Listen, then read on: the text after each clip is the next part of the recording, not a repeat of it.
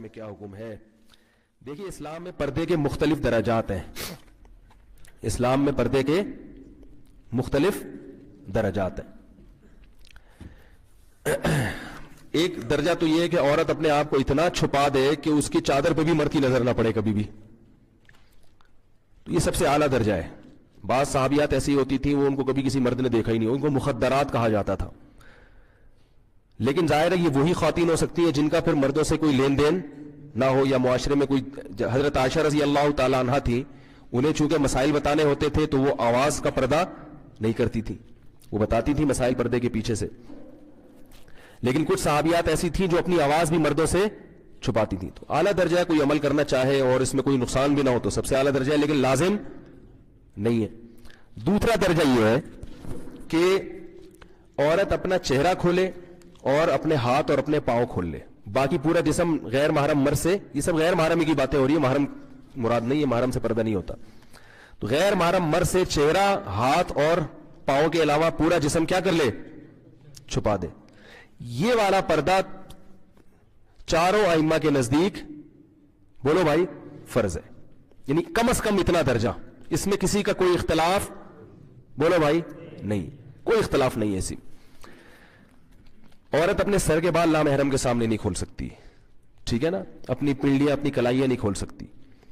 چہرہ اور ہاتھ اس کے بارے میں کیا ہے بولو بھائی, اختلاف ہے. باقی چہرہ اور ہاتھ کے بارے میں راجح قول کیا ہے؟ تو دیکھیں راجح قول یہ ہے کہ چہرے کا پردہ جوان عورت پر ضروری ہے, مگر وہ چہرہ سطر میں داخل نہیں ہے. سطر کا مطلب یہ ہوتا ہے جیسے ناف سے لے کے گھٹنے تک مرد کے لیے چھپانا ہر حال میں کیا ہے, ضروری ہے نا, چاہے کسی کو فتنے کا اندیشہ ہو یا نہ ہو. یہ وہ ایریا ہے جو آپ نے بہرحال چھپانا ہے, اس کا کسی کے سامنے کھولنا مجبوری کے بغیر, علاج کے لیے ایک الگ بات ہے, عام حالات میں کسی کے سامنے کھولنا بھی بالکل کیا ہے, حرام ہے, جائز نہیں ہے. تب یہ جو ریسلنگ آتی ہے اس کو کیوں غلط کہتے ہیں بھائی, یہ نیکرے پہن کے. ایک لڑکے ہمارے شاگرد فٹ بال کھیلتے تھے, کہتے یار اس میں کیا ہے, میں نے کہا فٹ بال کھیلو لیکن کپڑے کیا ہونے چاہیے, گھٹنے آپ کے ڈھکے ہوئے ہونے چاہیے. تو یہ مرد کے لیے سطر ہے. تو عورت کے لیے چہرہ, ہاتھ اور پاؤں کے علاوہ کا جو ایریا ہے نامحرم کے لیے وہ کیا ہے, سطر ہے. اس میں فتنے کا اندیشہ ہو یا نہ ہو, جوان عورت نے بہرحال وہ بولو بھائی چھپانا ہے. بوڑھی عورتوں کو کچھ چھوٹ دی ہے شریعت نے, لیکن جوان عورت نے, اور 50 سال کی عورت بھی یاد رکھو جوان ہوتی ہے. بعض لوگ جوان کا مطلب لیتے ہیں کہ 19 سال کی ہو, جب تک بالکل اس کو اتنی چہرے پہ جھریاں نہ آ جائے کہ استری کرنے کی باقاعدہ ضرورت پڑ جائے, اتنی جب تک جھریاں نہیں آتی وہ کیا سمجھی جاتی ہے شریعت کی نظر میں جوانی. اتنی زیادہ اس میں اٹریکشن ختم ہو جائے کہ کسی کو پیسے بھی دو نا تو وہ شادی کرنے کے لیے تیار ہو. جیسے ایک چٹکلا ہے, ٹائم ہے سنا دوں. وہ ایک آدمی کی شادی ہوئی, اس نے بغیر دیکھے شادی کی, اس کو بتایا گیا بھائی بڑی حسین دلہن ہوگی. جب اس نے دیکھا تو وہ تو بالکل ہی بہت ہی بیچاری بدصورت تھی. تو قاضی صاحب نے نکاح پڑھایا. تو اس نے قاضی صاحب سے پوچھا جی آپ کی نکاح پڑھانے کی فیس کتنی ہے؟ قاضی صاحب نے کہا جتنی اچھی تمہیں دلہن لگ رہی ہے نا اتنے پیسے دے دو. بھائی پہلی رات میں دلہن تو سبھی کو اچھی لگتی ہے نا. قاضی صاحب کا خیال تھا 1-2 کروڑ روپے تو ملیں گے لازم. جتنی اچھی تمہیں دلہن لگی ہے اس حساب سے کیا کرو, نکاح میں نے پڑھا ہے, اس دلہن کو حلال میں نے تمہارے لیے کیا ہے, تو مجھے ظاہر ہے تگڑی رقم ملنی چاہیے. جیسی تمہیں دلہن دلائی ہم نے, یعنی تمہارے لیے حلال کی ہے نکاح پڑھا کے, تو اس حساب سے کیا ہونا چاہیے, ہمارا کمیشن ہونا چاہیے. تو اس آدمی نے کیا کیا, 10 روپے پکڑا دیے. کیا کیا, قاضی صاحب کا منہ لٹک گیا, یار یہ کیا. تو اس نے کہا کہ بھائی قاضی صاحب آپ بھی ذرا گھونگھٹ ہٹا کے دیکھ لیں. قاضی صاحب نے جب گھونگھٹ اٹھا کے دیکھا 5 روپے واپس کر دیے. بولے 10 روپے بھی آپ کیا کر رہے ہو, زیادہ دے رہے.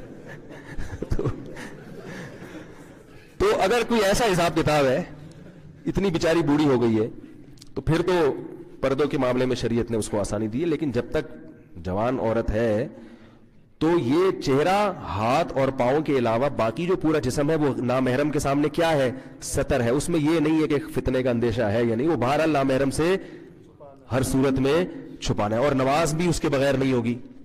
نماز میں اگر سر کے بال کھل جائیں, پنڈلیاں کھل جائیں تو نماز نہیں ہوتی. تو نماز میں بھی جیسے مرد اگر سطر کھلا ہوا ہو مرد کا نماز میں, قمیض کے بغیر آپ کی نماز ہو جائے گی, لیکن اگر سطر کا ایریا آپ کا کھلا ہوا ہے تو نماز آپ کی نہیں ہوگی. تو نماز سے خواتین سمجھے جتنا ایریا نماز میں چھپانا فرض ہے اتنا نامحرم کے سامنے چھپانا بھی فرض ہے سطر ہونے کی وجہ سے. باقی چہرہ، ہاتھ اور پاؤں، اس کا سطر سے تعلق نہیں ہے، اس کا تعلق ہے حجاب سے. حجاب کہتے ہیں پردے کو، یعنی اس کو اس لیے نہیں چھپانے کا حکم کہ یہ سطر ہے. اگر اس لیے حکم ہوتا تو نماز چہرہ کھول کے عورت کی نہ ہوتی. سمجھ رہے؟ تو اب دو لوگ کیا کرتے ہیں جن کو اس چیزوں کا علم نہیں ہوتا، دونوں چیزوں کو کیا کر دیتے ہیں، گڑبڑ کر دیتے ہیں. اس لیے پریشان ہوتے ہیں کہ یار ایک طرف چہرہ کھولنے کی اجازت ہے، دوسری طرف کیا ہے، چہرے کا پردہ ہے، تو یہ کیا ہے. تو چہرے کا جو چھپانے کا حکم دیا گیا ہے. اچھا یہ بھی یاد رکھیں، امام شافعی، امام احمد ابن حنبل کی ہاں چہرہ بھی سطر میں داخل ہے، یعنی وہ بھی عورت کے لیے چھپانا بہرحال کیا ہے، ہر صورت میں فرض ہے. لیکن بر صغیر میں فقہ حنفی کو فالو کیا جاتا ہے، اس لیے میں فقہ حنفی کے مطابق بتا رہا ہوں. دلائل دونوں کے پاس ہے قرآن و حدیث کی روشنی میں. تو فقہ حنفی میں امام ابو حنیفہ کی رائے کے مطابق جو عورت کا چہرہ جو ہے وہ سطر میں داخل نہیں ہے.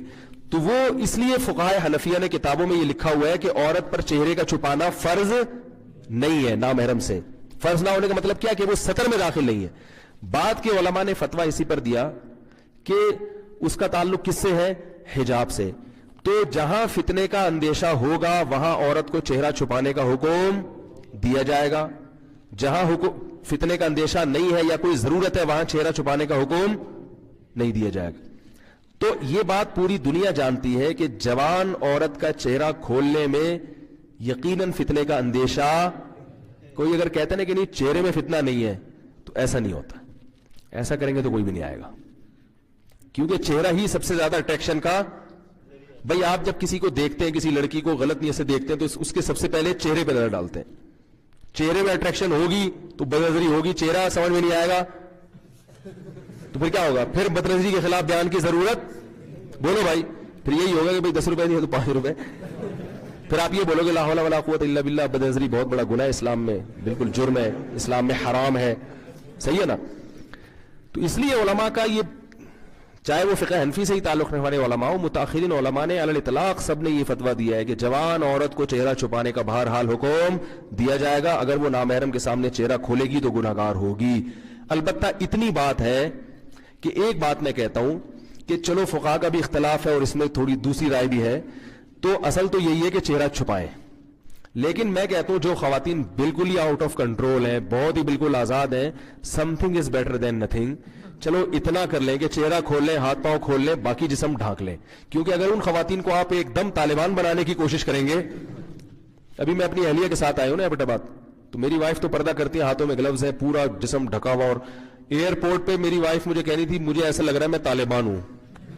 کیونکہ ایئرپورٹ کا جو ماحول ہوتا ہے آپ کو پتا ہے، کراچی لاہور کے ایئرپورٹ کا، وہ سب ایسے آزاد عورتیں گھوم رہی ہیں، کوئی جینس کی پینٹ پہن کے، کوئی جرسیاں پہن کے، بال کھلے ہوئے.